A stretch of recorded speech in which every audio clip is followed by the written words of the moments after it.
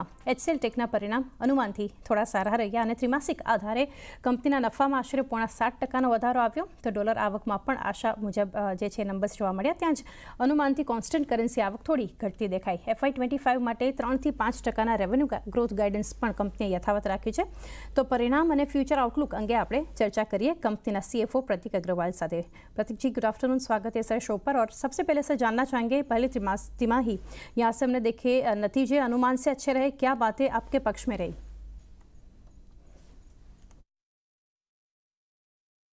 हमने पिछले क्वार्टर आप सबको बता दिया था कि हमारा there are couple of factors जिसकी वजह से -2% एक्सपेक्टेड था. अल्टीमेटली ड्यूरिंग द क्वार्टर हम सब कोशिश कर रहे थे कि उससे बेटर हो और थोड़ा सा बेटर कर पाए हैं. 1.6% पे गाड़ी आके रुकी. तो it's not a major difference. मतलब obviously there are so many verticals, so many geographies and so many businesses. So ITBS was the area which and software also sequentially grew by 0.4%. और year on year it grew by 3.5%, so that helped as well. जी sir, अब जानना चाहेंगे क्या इस साल guidance को पूरा कर पाएंगे और ये भरोसा आपको कहाँ से मिल रहा है?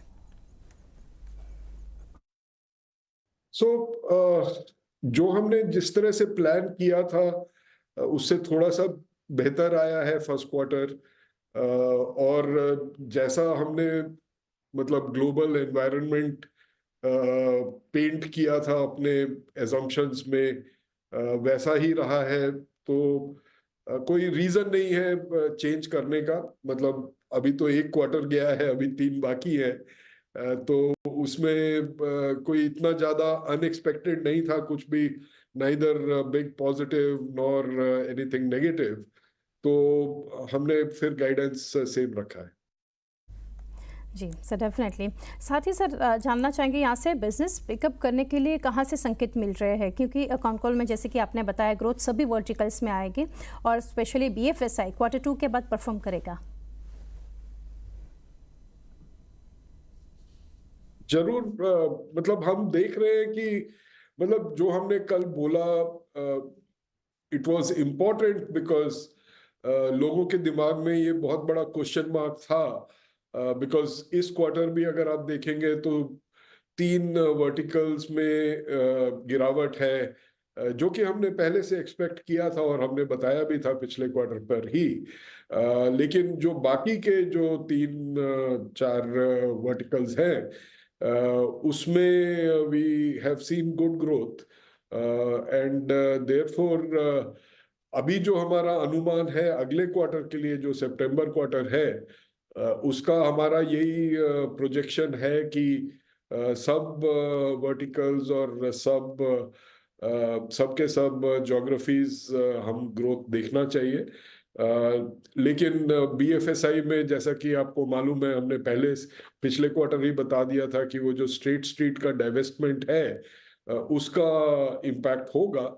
तो BFSI में थोड़ा सा नेगेटिव रहेगा, लेकिन बाकी सब जगह हमें ग्रोथ की अपेक्षा है.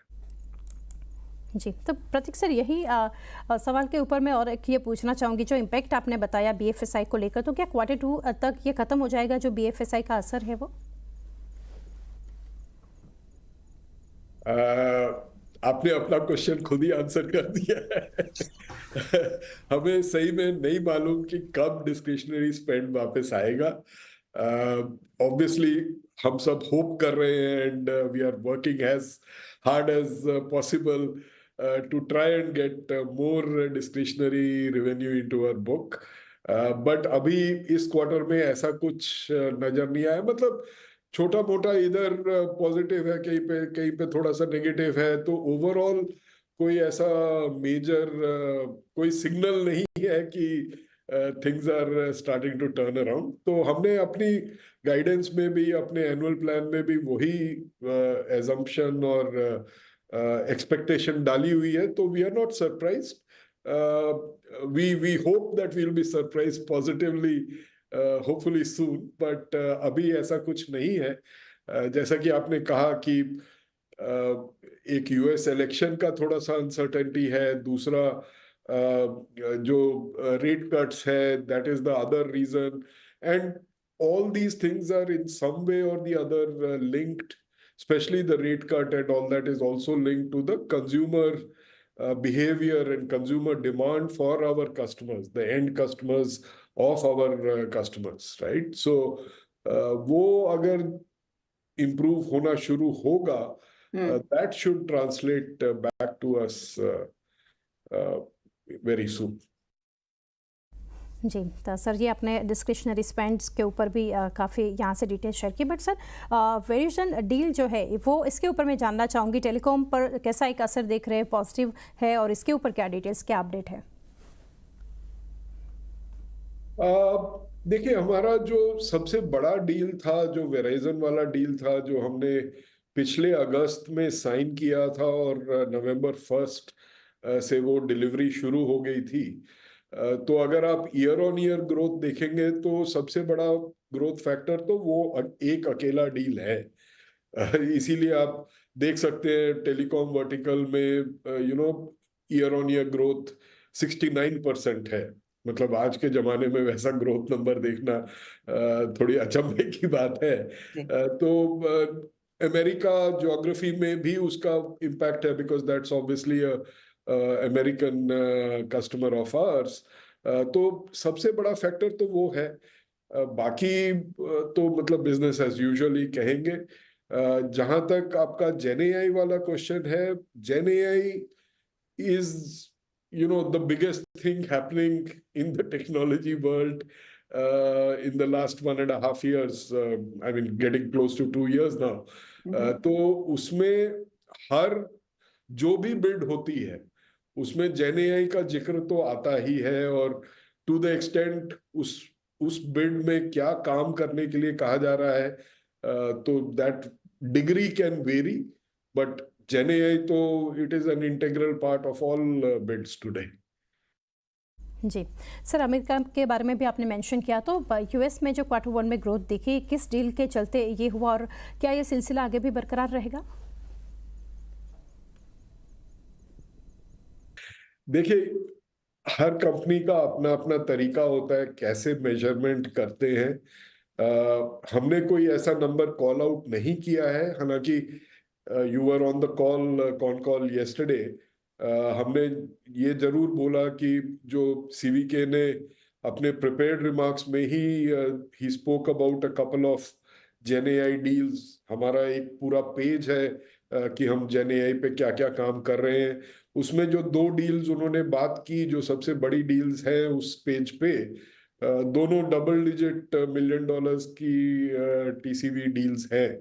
तो वो हमने इसीलिए बताया क्योंकि अभी तक क्या था कि जो ज्यादातर डील्स हैं, और अभी तक मतलब ज्यादातर deals continue to be small deals, right, 200K, 500K, $1 million, but ये 2 डील्स हैं जो 10 मिलियन से ऊपर है, मतलब डबल डिजिट में है। तो इसलिए हमने कॉल आउट किया कि the size of the deals has started getting bigger, but उसके अलावा हम लोग, मतलब जैसे मैंने आपको पिछले क्वेश्चन में भी कहा, हर डील में जेनएआई है। अब उसमें मैं हर डील को अगर जेनएआई बोलना शुरू करूं तब तो हमारे 2 बिलियन हो गए पिछले क्वार्टर में। तो that is not the right way to look at it. There is GenAI, there is normal AI, there is machine learning. तो हमने उस तरह से अभी तक कुछ कॉल आउट नहीं किया है। हम उस पर ज्यादा चर्चा करेंगे। हमारा इन्वेस्टर डे आने वाला है 28 अगस्त को बॉम्बे में, तो उसमें हम उसकी और चर्चा करेंगे। तब will see what we want to tell the street. Sir, Gen AI के ऊपर पाइपलाइन कैसी अभी लग रही है? बाकी तो आपने डील्स के बारे में बताया, और टीसीएस के लिए Q1 में ये आंकड़ा $1.5 बिलियन है, तो क्या आंकड़ा आप यहाँ से शेयर करेंगे, और साथ ही मार्जिन्स को लेकर कुछ अपडेट्स? जो ज्यादातर डील्स हैं, और अभी तक मतलब ज्यादातर deals continue to be small deals, right, 200K 500K $1 million, but ये दो डील्स हैं जो 10 मिलियन से ऊपर है, मतलब डबल डिजिट में है। तो इसलिए हमने कॉल आउट किया कि the size of the deals has started getting bigger, but उसके अलावा हम लोग, मतलब जैसे मैंने आपको पिछले क्वेश्चन में भी कहा, हर डील में जेन एआई है। अब उसमें मैं हर डील को अगर जेन एआई बोलना शुरू करूं, तब तो हमारे 2 बिलियन हो गए पिछले क्वार्टर में। तो that is not the right way to look at it. There is Gen AI, there is normal AI, there is machine learning. तो हमने उस तरह से अभी तक कुछ कॉल आउट नहीं किया है। हम उस पर ज्यादा चर्चा करेंगे। हमारा इन्वेस्टर डे आने वाला है 28 अगस्त को बॉम्बे में, तो उसमें हम उसकी और चर्चा करेंगे। तब will see what we want to tell the street. जी जी, डेफिनेटली। और सर लास्टली जानना चाहेंगे मार्जिन्स के ऊपर आपका एक व्यू, आगे भी क्या 18 to 19% के बीच में रहेंगे या फिर सैलरी हाइक का कुछ असर देखेंगे हम मार्जिन्स पर? सो दो तीन चीजें हैं। सो फर्स्ट ऑफ ऑल, जो हमारा नॉर्मल, अगर आप पिछले 2 साल भी देखेंगे क्वार्टर टू क्वार्टर मार्जिन्स जो होता है, Q1 is the weakest quarter. अगर आप पिछले 2 साल भी देखेंगे और इस क्वार्टर भी देखेंगे तो वो 17% के करीब आता है। उसके बाद हमारा second quarter is a reasonable pickup to maybe 18% और thereabouts. Then the third quarter is the peak quarter, क्योंकि हमारा सॉफ्टवेयर का सीजनैलिटी होता है and software is the most profitable segment that we have, तो वो 19 के ऊपर जाता है। और वापस फिर जो मार्च का क्वार्टर होता है, Q4 होता है, वो फिर वापस वही 18 के करीब आ जाता है। तो उस तरह से हमारा वो 18-19 के बीच जो है हमारा गाइडेंस उसी हिसाब से। जी सर, बहुत शुक्रिया हमारे साथ जुड़ने के लिए Pratik sir, and best wishes for coming quarters. तो आ रही थे ज्वेरी आता है।